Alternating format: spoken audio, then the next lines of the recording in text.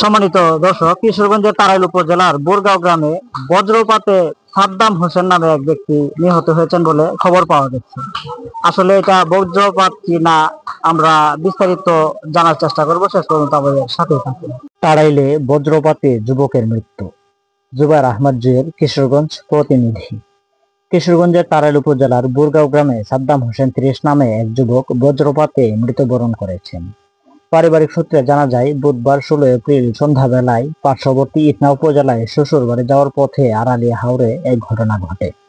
কোনো সন্ধান না পেয়ে খোঁজাখুঁজি করতে থাকলে পরদিন বৃহস্পতিবার ১৭ এপ্রিল আড়ালিয়া হাওরে সাদ্দাম হোসেনের লাশ দেখতে পান স্বজনরা।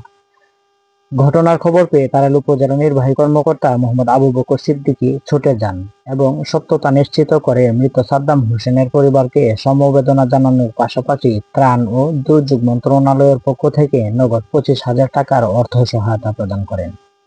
এ সময় আরো উপস্থিত ছিলেন ৪ নং জাওয়ার ইউনিয়ন পরিষদের চেয়ারম্যান মোহাম্মদ ইমদাদুল হক রতন, প্রশাসনিক কর্মকর্তা ও স্থানীয় গণ্যমান্য ব্যক্তিবর্গ।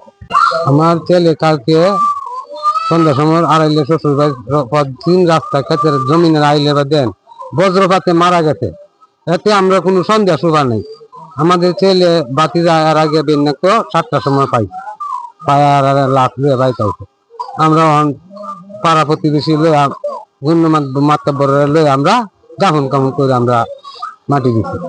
আমরা যে মরহুমের বাড়িতে এসেছি তার শোক সন্তপ্ত পরিবারকে সমবেদনা জ্ঞাপনের জন্য, একই সাথে সরকারের পক্ষ থেকে ত্রাণ ও দুর্যোগ মন্ত্রণালয়ের মাধ্যমে আমরা যে নগদ অর্থ সহায়তা প্রদান করলাম এবং একই সাথে ওনার ভবিষ্যতে যে কোনো ধরনের সহযোগিতা প্রয়োজনীয় সেটা আমরা পাশে থাকবো ইনশাল্লাহ। আমরা ইউনিয়ন পরিষদকেও বলেছি কোনো ধরনের খাদ্য বন্ধ কর্মসূচি বা কোনো সুযোগ সুবিধা যদি দেওয়া যায় নাগরিক সেবা যে ক্ষেত্রে সেভাবে তাকে ইনক্লুড করে দেওয়ার জন্য বলে দিয়েছি।